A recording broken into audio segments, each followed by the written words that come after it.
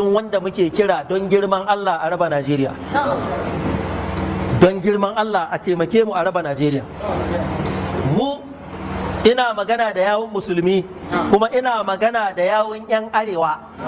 Mu a matsayinmu na musulmi ba mu da bukatar zama da inyamurai. Ba mu da bukatar zama da inyamurai. Igbo ba abokin zama bane, ba mutanen arziki bane. Bari in ba ku misalai kaɗan don mu wuce. Ka duba ka ga yadda mutanen da suke arziki a ƙasanmu. Na yi magana a ce wani hate speech. Ko ba ka ke cewa ba wai hate speech. Ai mu speech ɗin kawai muke yi. Su kashe mu suke yi.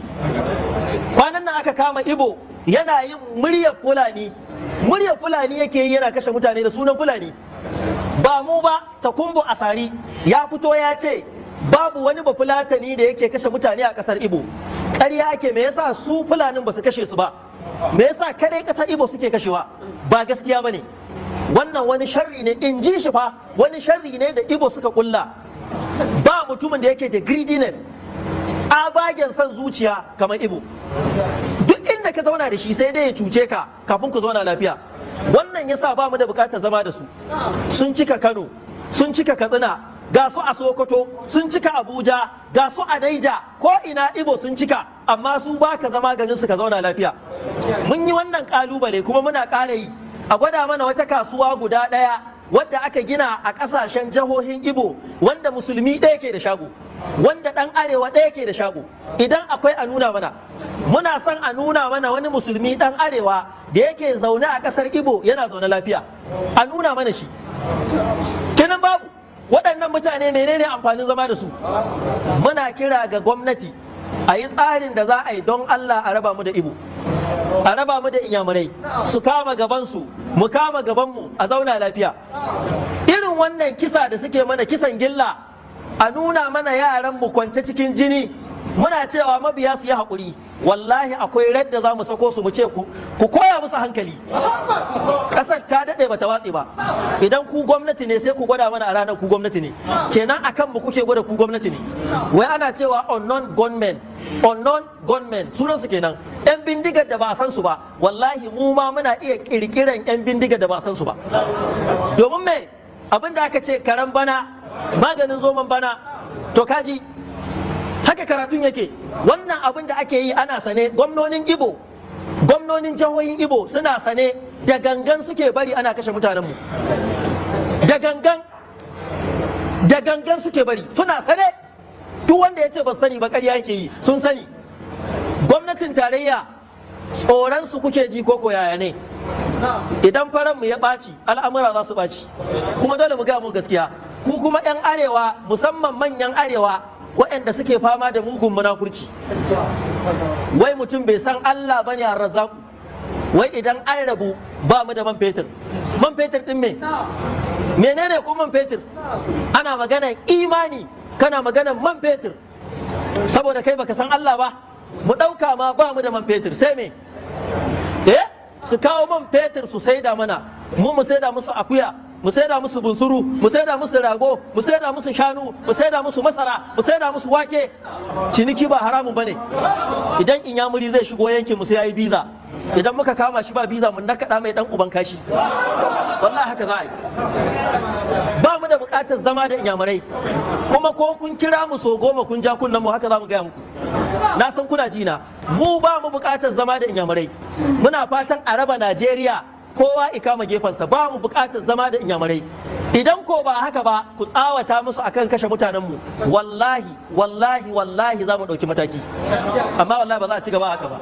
Yanzu nan bayanin da ake mana a majalisar limamai, a nan Lafai ta jihar Naija, Lafai ina ce?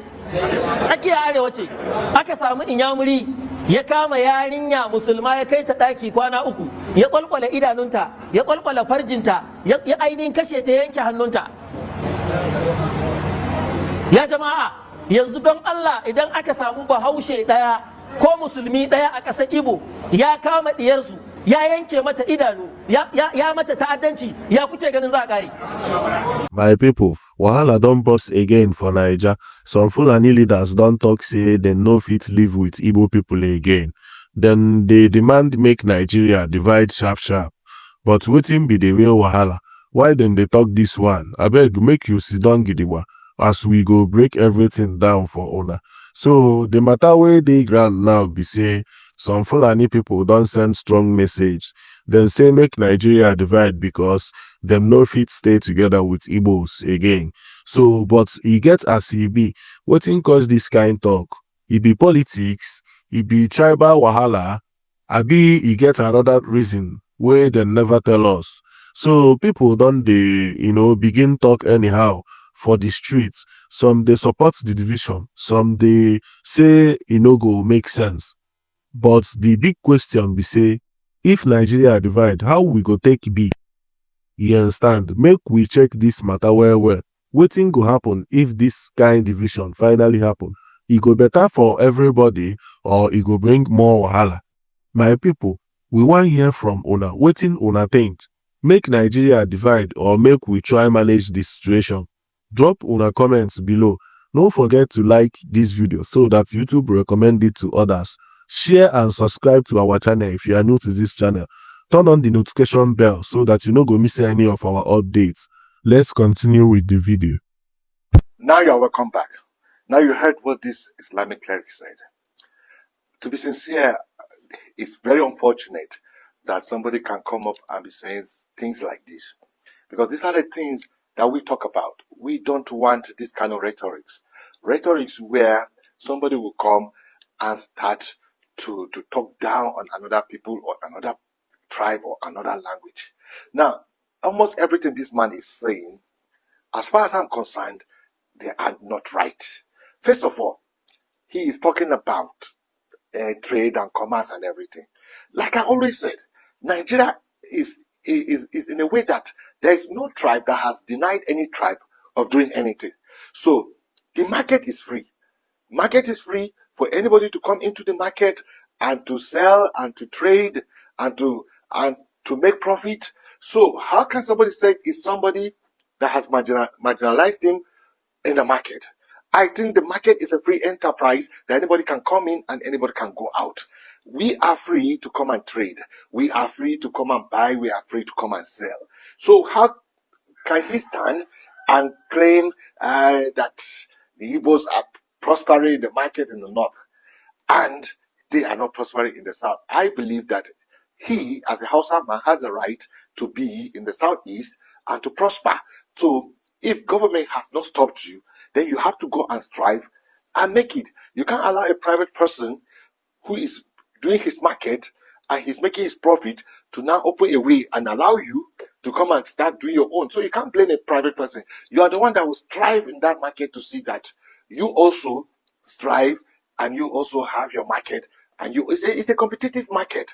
So for that, somebody cannot come and lay claim that in his area he has allowed, others don't allow. I don't agree. I don't agree with that kind of narrative. Yes, we know the Igbos are more industrious when it comes to trade and commerce. Maybe they know the way. Maybe you need to learn from them how they do it. But to now say because of that, they stop you and you allow them, I don't believe they stop you. Because if anybody that has the right to stop you has to be the government. And if the government in the Southeast have not stopped you, and you believe the private person has not given you a chance, then you don't have any means to cry about. So first of all, this reason he is given does not hold water for me. Now the second reason he is given is about using a Fulani tongue to do kidnapping and to behave like Fulani.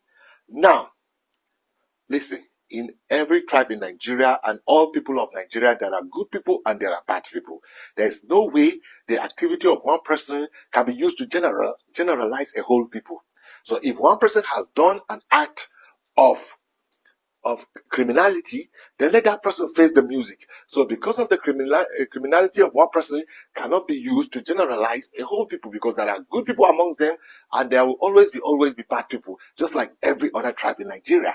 So for that reason, you are giving it as a reason because you say one Igbo person was caught imitating a Fulani. As for that, you don't want to be with Igbos. Does it make sense? It doesn't make sense to me. It doesn't make sense to me. Even the one you are talking about, ritual, harvesting the human part is still an individual thing.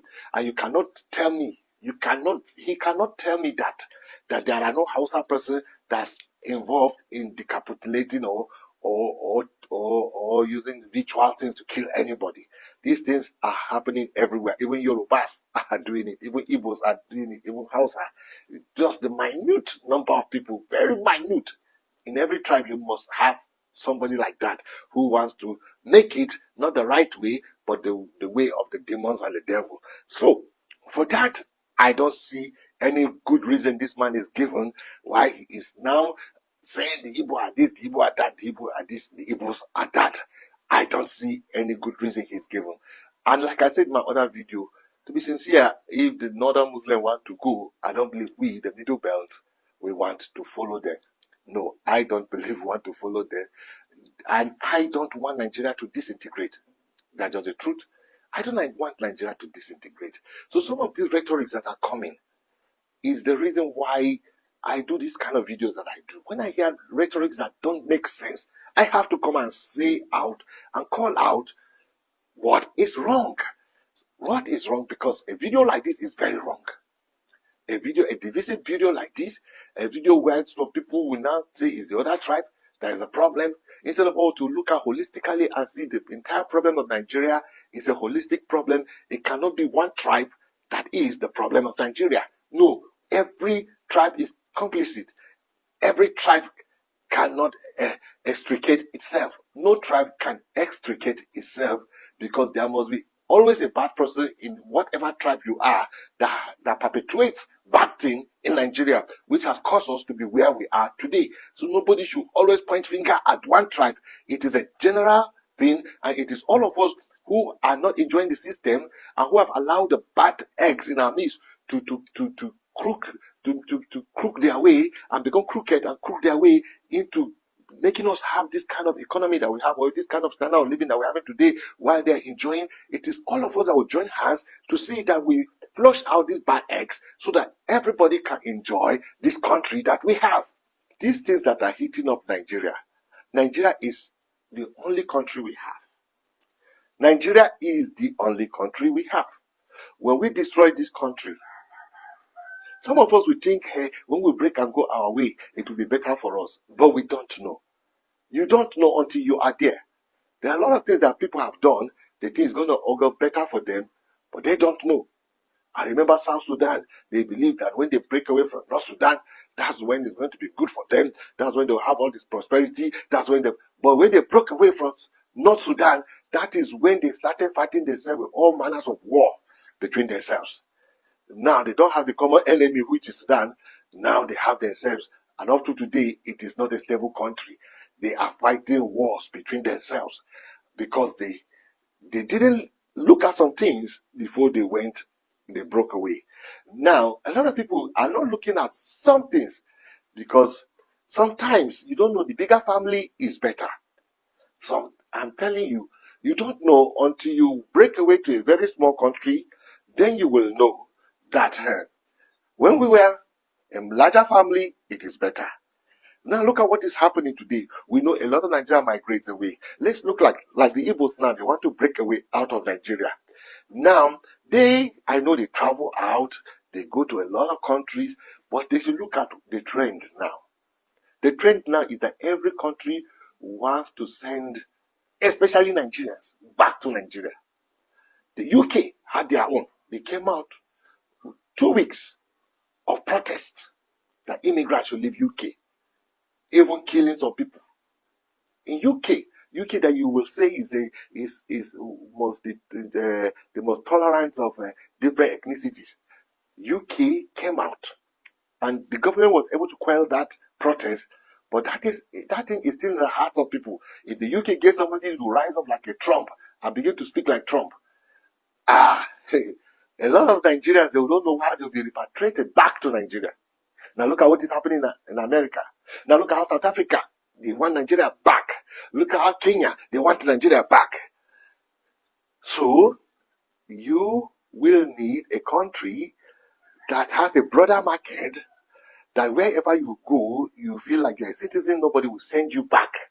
Pack it. Even Ghana, thinking of sending Nigeria back. Even Ghana, our next level. Now I found out that Ghana, they want to clear even Nigerians out of local markets. That Nigeria is spoiling their local markets. Now these are some of the things that some people who are advocating for the breaking of Nigeria, they are not putting into cognizance, because they don't know that the larger market that they have, that they can be everywhere. You can be in Abakaliki, you can be in Lagos, you can be in Kano, you can be in Sokoto, you can be everywhere. You can open your market, and you have a brother market, and you have a belonging that this is your country. Nobody can come tomorrow and say anything, even when there is a crisis, or some people say region crisis, but Constitution has given you right to stay. Nobody can come and say, you can stand on the Constitution and say, I have every right to be here, as applause. So, even you Northerners, you don't know what the plus you have when we are together. So I think the problems we should be fighting for is equity, fairness, and being brother's keeper.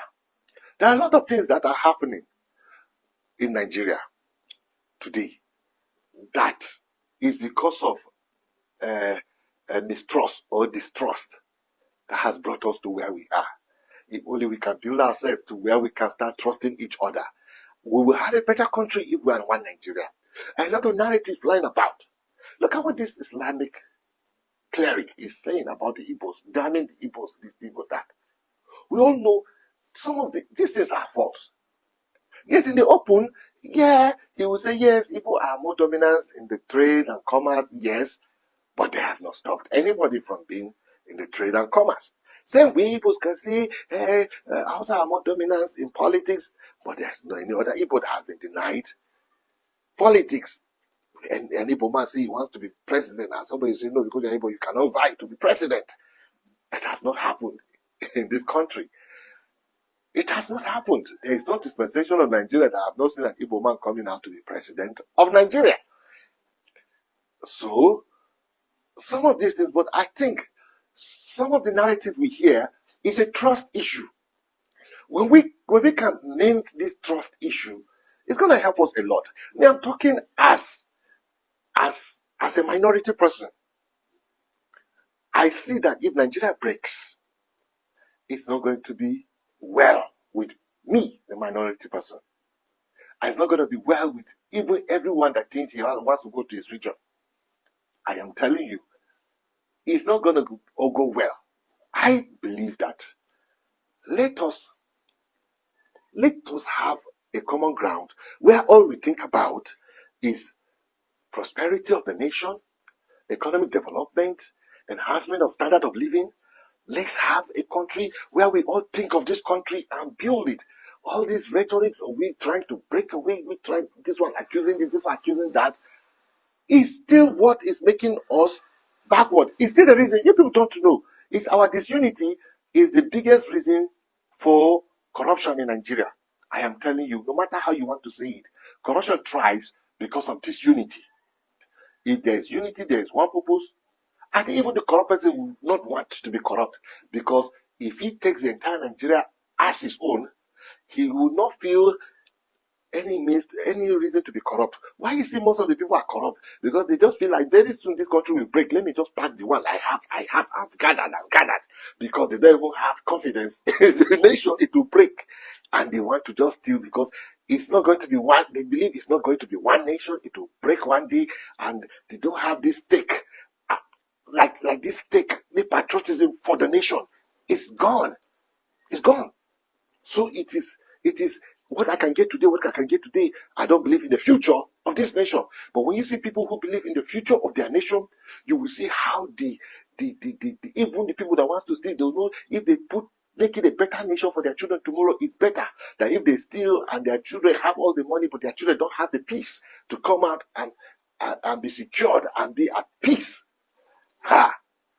You see? So some of these things, some of this corrupt tendency is caused because of our disunity, you don't know. And it is even because of our disunity that drives the corruption. Because even the person that doesn't have will now feel it's better let his man steal because the other man too is stealing.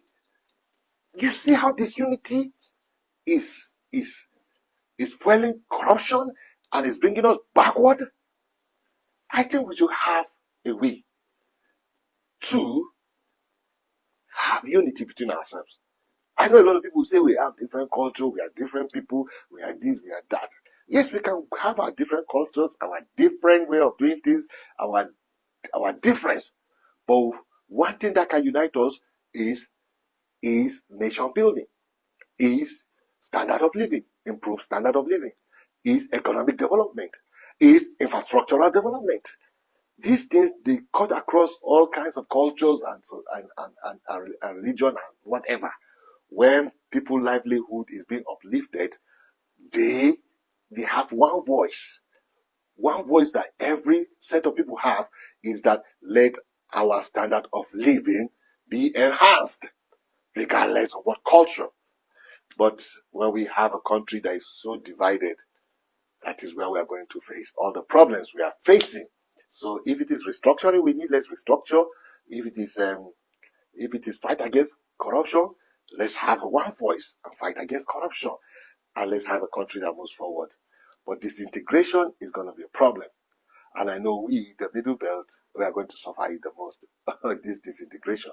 Yes, because we are in the middle of these big giants. We are in the middle between the north and the south. When these two are fighting, we are in the middle.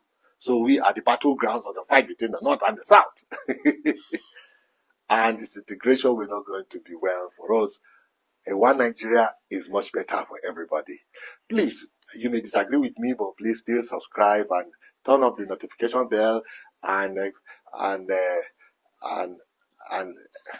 well, till I come your way the next time.